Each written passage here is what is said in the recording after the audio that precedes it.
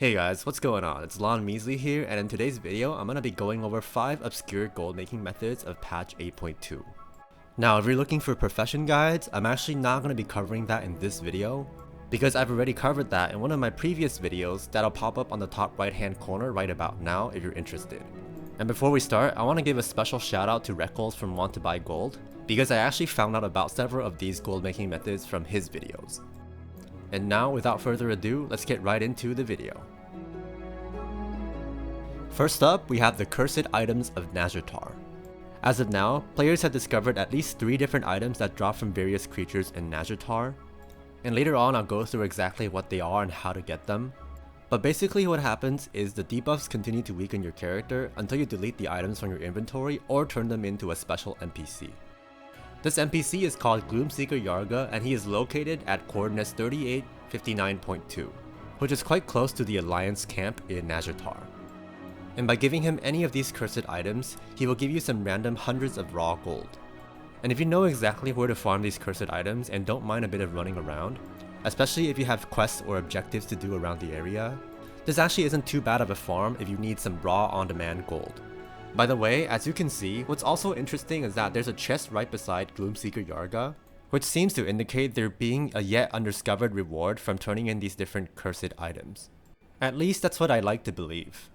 But for now, I'll go through the 3 already discovered cursed items and how to farm them. First, we have the Encrusted Coin, which drops from mobs in the Zinajari subzone, located on the map right here. By the way, these cursed items are unique, so you can't farm up multiple and then turn them in all at once, and will have to go back and forth between Gloomseeker Yarga and the zone you're farming in. Next, we have the Blind Eye, which drops from the rare mob Alga the Eyeless. Now this one you can't really farm because of how long the respawn timer can be. However, if you do pass through this area of the map, you can consider checking whether or not Alga is up for a chance at a few hundred extra gold. And lastly, we have the Skeletal Hand, which drops from Murlocs and other creatures in this area. And considering its proximity to Gloomseeker Yarga, this is probably the best location to farm for these items. And again, to find Gloomseeker Yarga, you just have to go to these coordinates and dive into the pool to find his hidden underwater cave. Moving on to our second method, we have the Slimey Pet of Nazjatar. This method involves charming a critter in Nazjatar using a special item, and feeding it to any of the 4 ravenous slimes in the zone.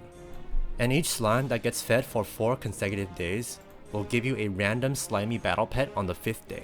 And since there are 4 ravenous slimes, you can get 4 of these rolling at the same time, but the outcome will be randomly selected from one of the 7 possible battle pets. To get started, you want to first pick up these consumable items called prismatic crystals that will allow you to charm critters in Nazjatar.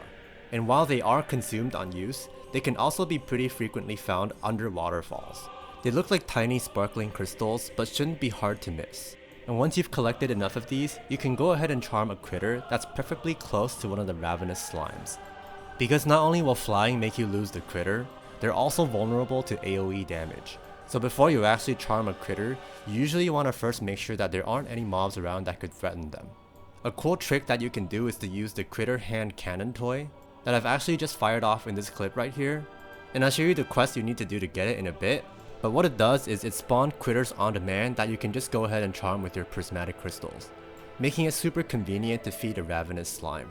And as you can see here, for the first few days of feeding the ravenous slime, it just goes right to sleep and you can come back right after the daily reset.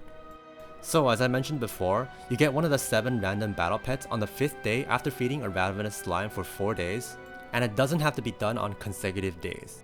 These pets all look very cool in my opinion, and obviously can be sold on the auction house. As I mentioned before, there are 4 ravenous slimes that can be found at these coordinates in Nazjatar. You can visit all 4 daily to get the maximum output of battle pets. And as for prismatic crystals, again you can find them above, around, or below waterfalls. And Wowhead also conveniently provides known spawn coordinates on their guide. Lastly, if you want to get the Critter Hand Cannon toy, you'll need to head to High Mountain in the Broken Isles, and look for Hemet Nestingwary at this location to start the short quest line.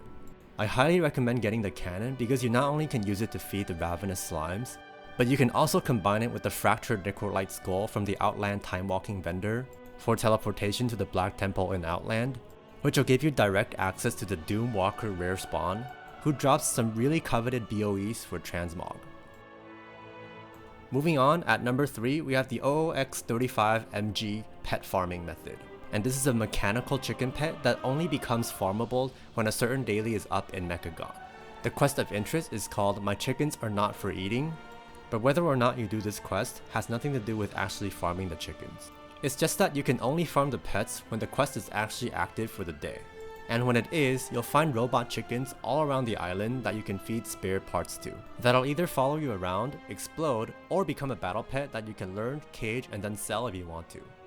You do have to expend 25 spare parts for each feeding, but the drop rate seems pretty decent at around 1 out of 8, which means on average you'll be spending about 200 spare parts per pet. Now, while this pet is quite easy to get, I believe the daily quest has only shown up 3 times so far, so the chickens are still able to maintain a relatively high price, but the more it becomes available, the more common this pet will likely become, so it might be a good idea to capitalize it while you still can. And before we move on to our next method, I want to first give an honorable mention to all the cageable rare pets that are available in Nazjatar and Mechagon. For example, we have the Fungarian Furrer here, who also has a chance of dropping a battle pet, and is only spawnable when a certain daily quest is active. And in addition to killing rare spawns, there are also other battle pets that you can get from opening chests, the reputation vendors, and so on. And if you're interested, I've included the link to the Wowhead guide in the description box below for your information. Next, for our 4th gold making method, we have the Mechagon Daily Turn-ins. And this is simply a daily quest that asks for a specific BFA reagent that you can turn in for reputation, along with either Expulsum, war resources, or spare parts. The quest givers are actually located outside the Rust Bolt Resistance camp, with the alliances being at 77.6, 40.6, and the hordes being at 73.8, 25.8. Now, the significance of this daily in terms of gold making is that there's such a frenzy for getting reputation right now, that people are doing absolutely every single daily quest they can, not only to get their reputation rewards, but especially Pathfinder Part 2. And if you remember, when getting reputation from Warfront turn-ins was a thing, the reagents that were required for that day's turn-ins were almost always a lot more expensive than normal. So what you'll want to do for this method is to buy the mats when they're cheaper or normally priced, and then just offload them when the daily comes up for that specific mat. And if you're able to wake up early or stay up late, the best time to sell is right as the daily quest reset, so you not only have very little competition and can set your own prices, but also have tons of people buying up these items as the daily quest becomes active. I personally made over 20,000 in just a few minutes doing this method with Warfronts a few months ago, and based on the price fluctuations I've seen, when this new daily quest is active, I think you should still be able to get pretty good results, at least in the first few weeks of 8.2. And before we move on to the final and, in my opinion, best gold making method of this video, I want to give another honorable mention to BOE flipping, because with the release of the new Azhar's Eternal Palace, there is now a new set of BOEs that drops from the raid in the wrist, gloves, and cloak slots, and combined with the TSM add-on, you can easily flip these, especially if you find gear that is Warforged, Titanforged, or has a tertiary stat such as speed. Finally, moving on to the last method, in my recent patch 8.2 gold making survival guide, I talked about the importance of the legendary battle pet encounters in Nazjatar and Mechagon as a way to quickly gain some reputation, and also to stock up on the specific pets that are commonly used in strategies against these said legendary pets. And as you just saw, some of my viewers make tons and tons of gold just selling these pets. And the best pets to sell for this method are Icky, the Twilight Clutch Sister, and the Drudge Ghoul. These pets, especially the Twilight Clutch Sister, are so coveted right now that they are selling for tens of thousands of gold and are even still frequently selling out, because of their key importance in not only the Mechagon and Nazjatar dailies, but also the legendary pet battles in general.